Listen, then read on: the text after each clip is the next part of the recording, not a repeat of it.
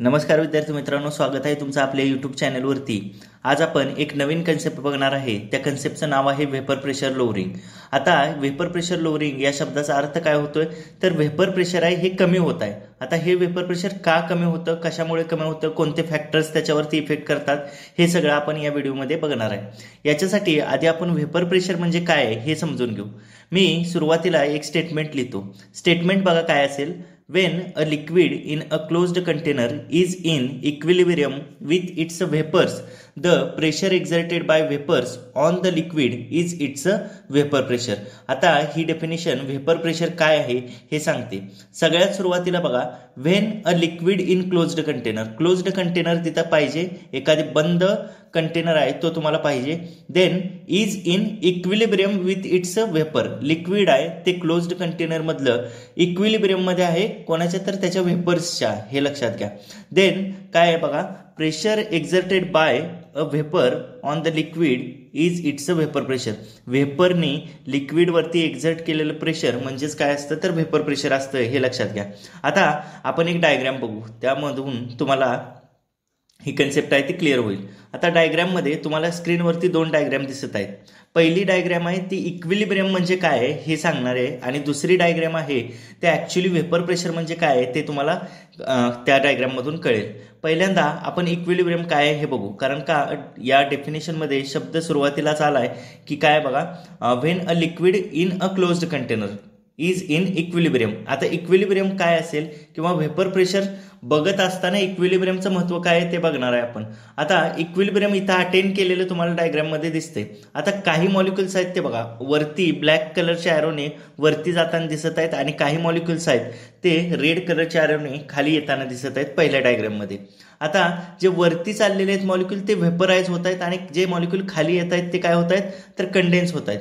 आता याच्यात जर तुम्ही मोजलं तर 5 मॉलिक्युल्स व्हेपराइज होतात आणि 5 मॉलिक्युल्स काय होत आहेत तर कंडेन्स होत आहेत। म्हणजे जेवढे मॉलिक्युल व्हेपराइज होत आहेत तेवढेच मॉलिक्युल काय होत चाललेले आहेत, कंडेन्स होत आहेत।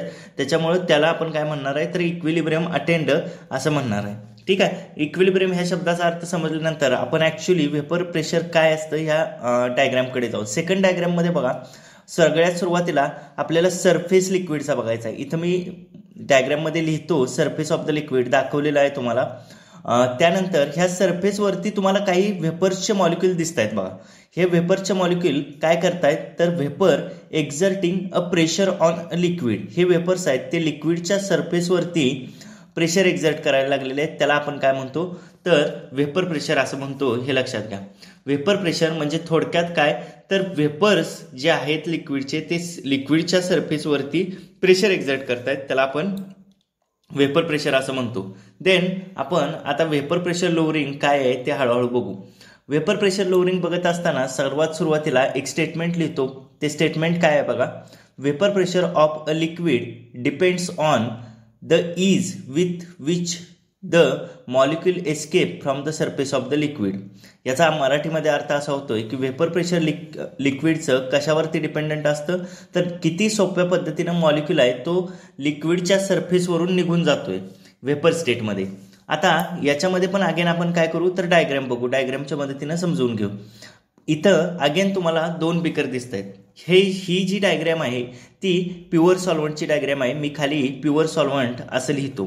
आता पहिली डायग्राम बघा, पहिल्या डायग्राम मध्ये एक प्युअर सॉल्व्हंट तुम्हाला दिसतंय, आणि सरफेसला जे तुम्हाला मॉलिक्युल दिसत आहेत ते सगळे प्युअर सॉल्व्हंटचेच मॉलिक्युल आहेत।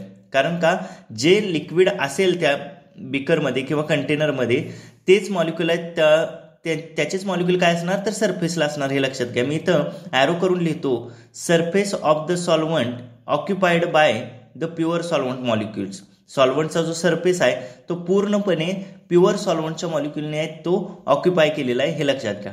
देन आपण याच्यानंतर दुसऱ्या डायग्रामकडे जाऊ। दुसऱ्या डायग्राममध्ये त्या व्हेपरच्या सरफेसचे जे मॉलिक्युल्स आहेत त्यांचं व्हेपरायझेशन झालेलं तुम्हाला दिसते। रेड ॲरोनी ते मॉलिक्युल सरफेसचे वरती व्हेपर स्टेटमध्ये गेलेले दाखवलेले, 3 मॉलिक्युल तिथं व्हेपर स्टेटमध्ये गेलेले दाखवलेले आहेत।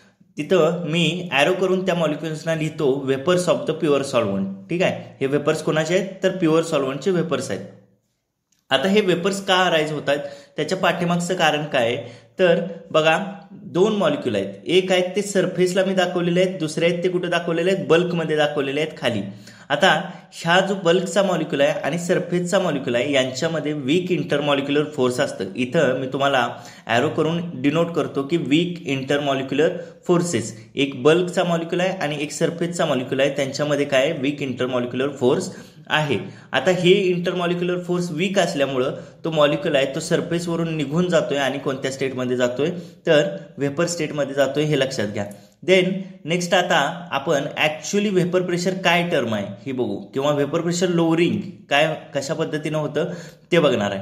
आता याच्यामध्ये पहिलं स्टेटमेंट मी लिहितोय, when a non volatile solute is dissolved in solvent. Non volatile solute म्हणजे काय, जे इझिली व्हेपराइज होत नाही असं सोल्यूट आपण काय केलं, सॉल्व्हंटमध्ये डिझॉल्व्ह केलं. Some of the surface molecule of the solvent are replaced by non volatile solute molecule. आता मगाशी आपण डायग्राममध्ये बघितल्याप्रमाणे की सरफेसला सगळे मॉलिक्यूल कोणाचे होते, प्युअर सॉल्व्हंटचे होते. आता मात्र काय होणार आहे, सरफेसच्या मॉलिक्युल्सची त्या प्युअर सॉल्व्हंटच्या मॉलिक्युलची जागा नॉन व्होलाटाईलचे सोल्यूट मॉलिक्युल्स घेणार आहेत, हे लक्षात घ्या. देन याच्यानंतर दुसरं महत्वाचं वाक्य म्हणजे these solute molecule do not contribute to vapour about the solution. हे सोल्यूटचे मॉलिक्युल्स आहेत ते काय करत नाहीत, व्हेपर स्टेटमध्ये जात नाहीत किंवा व्हेपर स्टेटमध्ये जाऊन ते कॉन्ट्रीब्यूट करत नाहीत. हे आपण डायग्रॅमच्या मदतीने अगेन समजून घेऊ. ठीक आहे, अगेन स्क्रीनवरती तुम्हाला डायग्रॅम दिसते. डायग्रॅममध्ये तुम्हाला अगेन दोन बिकर दिसत आहेत. वरून पहिल्या डायग्रॅममध्ये बघा पिंक कलरचे जे मॉलिक्युल्स दिसत आहेत ते मॉलिक्यूल आपण ऍड केलेले आहेत, ते कशाचे आहेत तर नॉन व्होलाटाईल सोल्यूटचे मॉलिक्यूल आहेत. मी ॲरो करून इथं लिहितो नॉन व्होलाटाईल सोल्यूट मॉलिक्युल्स तुम्हाला इथे दिसत आहेत जे पिंक कलरचे आहेत ते. याच्यानंतर काय होते बघा, सरफेसचे जे मॉलिक्युल्स आहेत ते सगळे सॉल्व्हंटचे आहेत, ते पण अगेन तुम्हाला समजावं म्हणून ॲरो करून मी लिहितो सरफेस ऑफ द सॉल्व्हंट. आता नेक्स्ट आहे ते आपण सेकंड डायग्रामकडे जाऊ.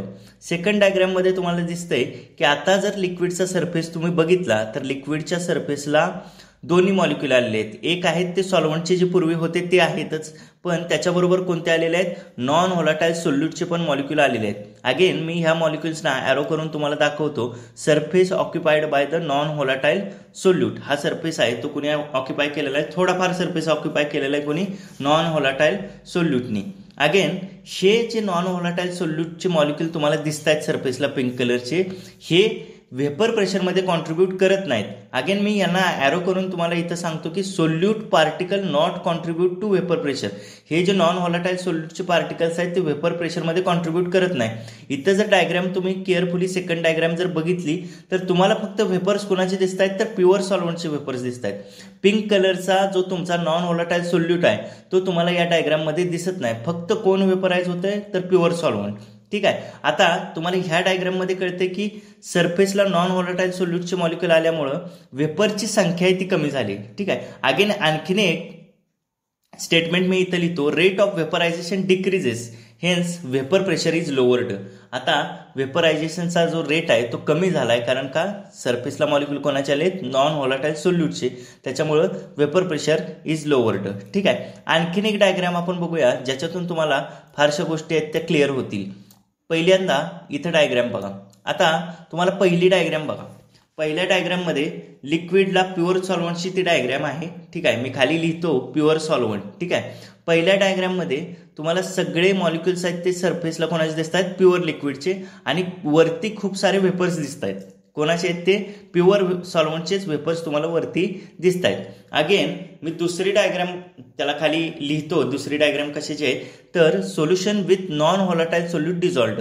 हे सोल्युशन आहे ज्याच्यामध्ये काय, नॉन व्होलाटाईल सोल्यूट जे पिंक कलरनं तुम्हाला मगाशी दाखवले ते आहे.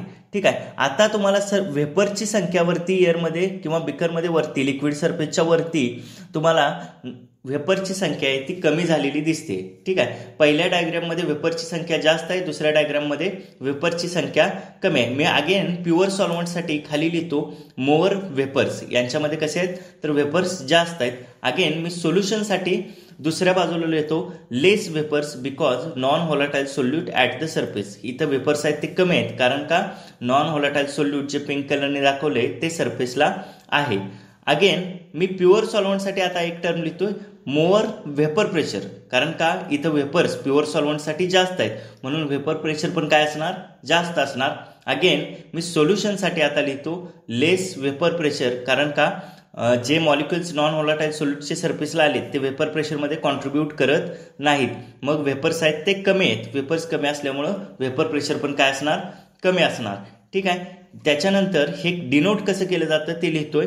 प्युअर सॉल्व्हंटमध्ये लिहितोय it is denoted by P not. हे कशाने दाखवलं जातं, पी नॉटने दाखवली जातं. आणि इकडं मी सोल्युशनसाठी लिहितोय it is denoted by P. हे कशाने दाखवलं जातं, पी ने दाखवलं जातं. आता तुम्हाला एक गोष्ट कळते की वेपर प्रेशर जे आहे ते प्युअर सॉल्व्हंटचं जास्त आहे, ज्याला आपण पी नॉटने दाखवले, आणि वेपर प्रेशर जे आहे ते सोल्युशनचं कमी आहे, लोवर्ड झाले, कमी झाले, कारण का नॉन व्होलाटाईल सोल्यूटचे मॉलिक्युल तिथं आलेले आहेत. मग यांच्यासाठी मी एक टर्म लिहितो की काय बघा, P is less than P not. P not हा कायम काय असेल, मोठा असेल कोणापेक्षा, पी पेक्षा. म्हणजे प्युअर सॉल्व्हंटचं वेपर प्रेशर हे मोठं असेल कोणापेक्षा, तर सोल्युशनपेक्षा. आता लास्टली एक टर्म तो लिहितोय की वेपर प्रेशर लोअरिंग इक्वेशनच्या फॉर्ममध्ये कसं दाखवाल तुम्ही, the vapour pressure lowering is equal to p naught minus p. अशा पद्धतीनं आपण वेपर प्रेशर लोअरिंग काय असतं हे बघितलेलं आहे. अशा नवीन कन्सेप्च्युअल व्हिडिओजसाठी चॅनलला सबस्क्राईब करा, लाईक करा आणि शेअर करा.